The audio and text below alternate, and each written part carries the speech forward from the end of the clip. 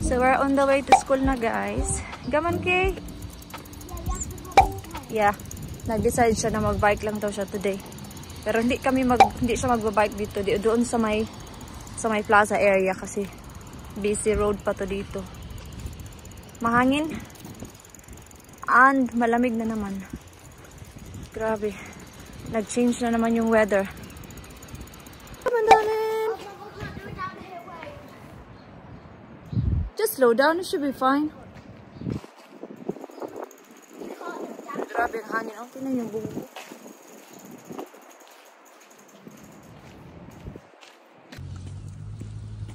Sabi ko sa kanya, wag mag-bike kasi mahangin. So, dadalhin ko na naman yan pa uwi. Kasi hindi naman yan iiwan dun sa school. Ito na kami sa school. 5 to 9 na. Grabe, napakahangin.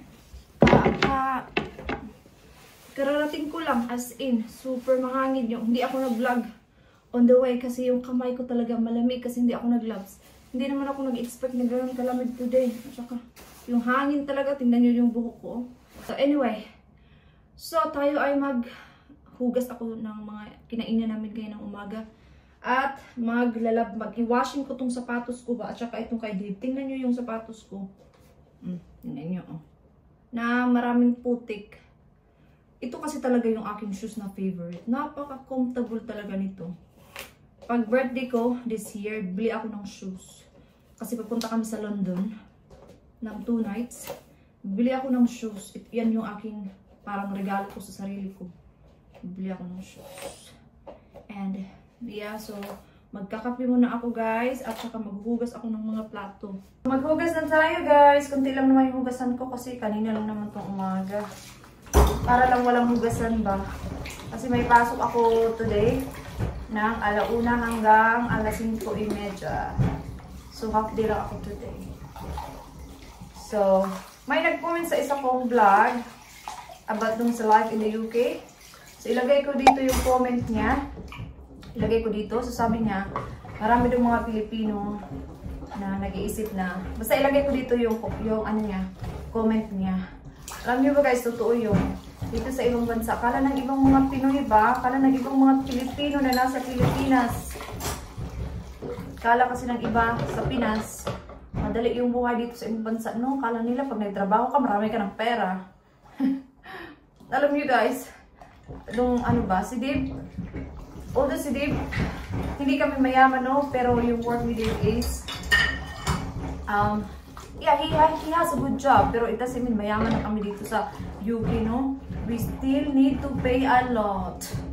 Like, alam niyo na yan, guys. Kung taga-ibang bansa kayo, maraming bayaran. Income tax, pagpasok pa lang, pagkapasok ng sahod mo, straight away, bawas na yun yung tax. Tapos, kung may sasakyan ka, may babayaran kang car insurance, tapos gas pa sa sasakyan mo. Tapos kung bahay naman, mortgage, electric, tubig, wifi, mga ganon. So kung nagre-rent ka man, renta, mga ganon-ganon, guys. Hindi madali ang buhay sa ibang bansa. Sa totoo lang talaga. Kaya sa lahat ng mga Pilipino na nag-iisip na maraming pera sa ibang bansa, magpalit na lang tayo, no? Kayo na lang dito, kami na lang sa Pilipinas. kaya yung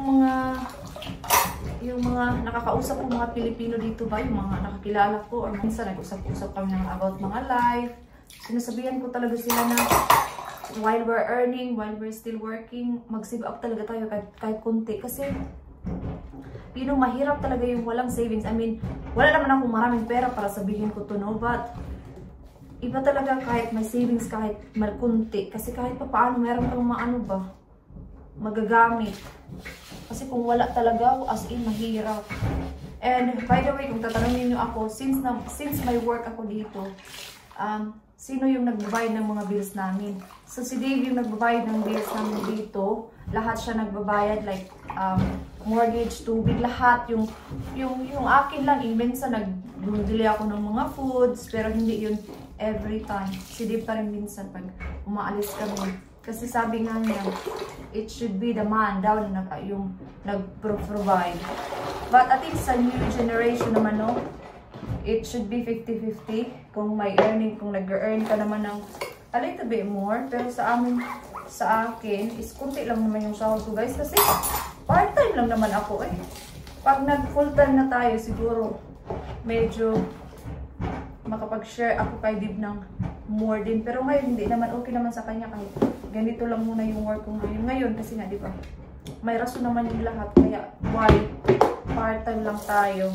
Naririnig nyo ba yung washing ko? Ang ingay ng washing. Sapatos kasi yung washing ko. Alam nyo ba? Gusto ko naman yung buhok ko, no? Pero parang gusto ko na siyang pahabain tapos magpakulay ako ng buhok. Gusto ko magpakulay ng buhok. Pero hintayin ko muna siyang umaba para tapos maging healthy ulit siya. Kasi ngayon naging healthy na siya kasi nawala na yung kulay ba. So ngayon is maglilinis muna ako guys. Magbabacuum ako as always.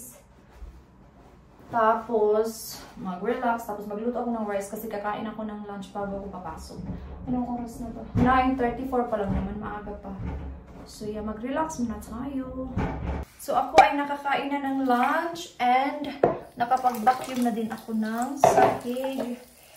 Ang sarap sa feeling na papasok ko sa work na walang kalat. I love it. So ngayon guys, is 12:30 pa lang. Pupunta na ako sa work in about 15 minutes and maulan. So kaya nag-layers ako kasi ang lamig. Nilalamig talaga ako. Anyway, lamigin naman talaga ako no kahit summer. So ngayon is may long sleeve ako dito oh. And then yung uniform ko, and then yung body warmer ko na pang ilalim. But gagamitin ko pa rin to sa work jacket na lang ako. So yeah, so nagpalit lang ako ng earrings. Ito yung ginamit ko. And alam niyo ba, pag nasa work ako, pag tinanggal ko yung aking uniform, tapos di ba tinatakpan ko yung aking logo na dito, yung logo dito sa work ba. Feeling ko gusto ko na i-reveal kung saan ako nag-work. Gusto niyo ba? So mag-comment kayo down below kung gusto niyo malaman kung saan ba talaga ako nag-work. Kasi minsan nahihirapan ako mag-edit. Natakpan siya. Although kunting clips lang naman yun. Pero minsan, basta minsan ayoko na i-hide ba? Alam niyo yun? So, yeah, kung gusto niyo malaman kung saan talaga ako nag-work at ano yung environment ng aking work, just leave your comments down below and maybe i-reveal natin tong saan talaga ako nag-work next week. Let's see what's gonna happen. Pero it depends kung may mag-comments. Pero kung wala mag-comments, hindi ko siya sasabihin. Okay? So I will see you guys pag nasa work na ako.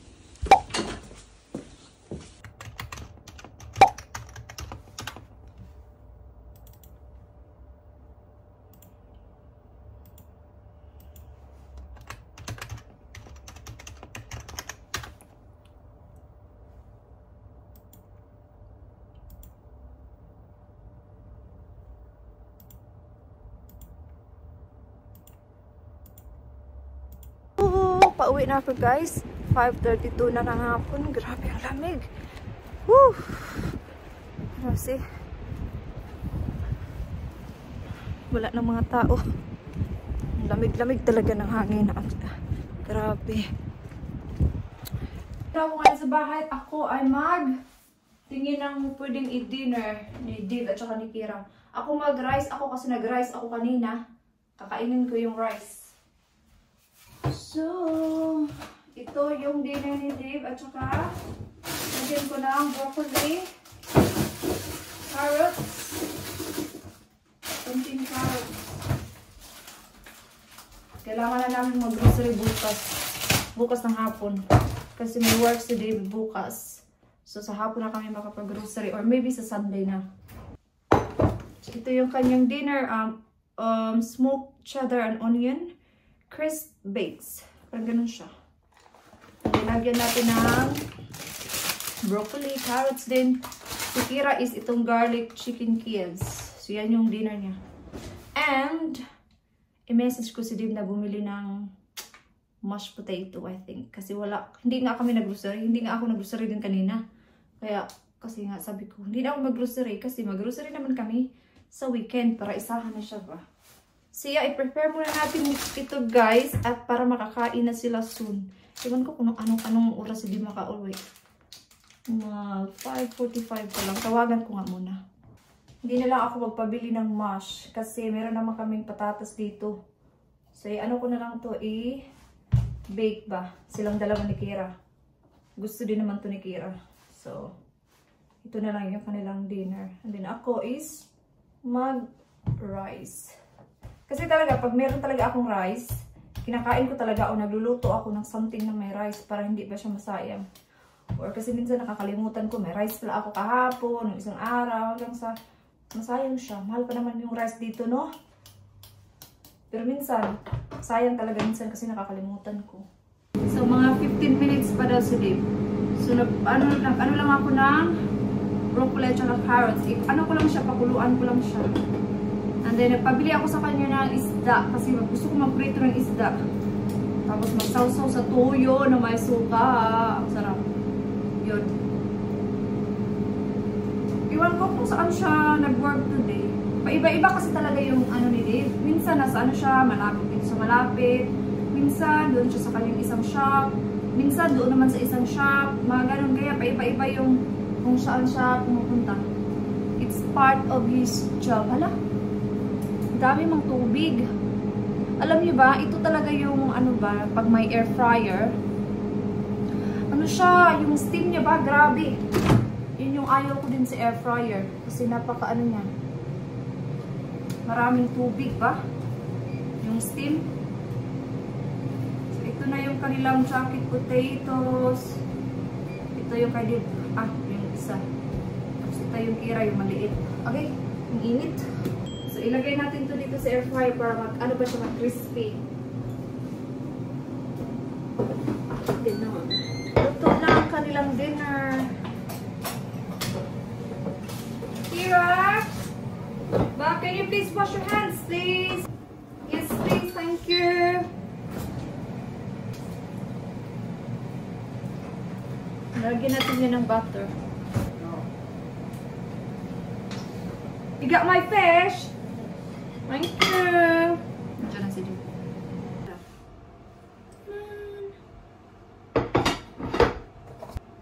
Come and sit with me, darling. Si Dave mag-shower na, si Kira maliligo na din. Si Dave na yung magpaligo sa kanya. Ako din pagkatapos. Naligo. Or mag-hotbath na ako. Kasi naligo pala ako kanina.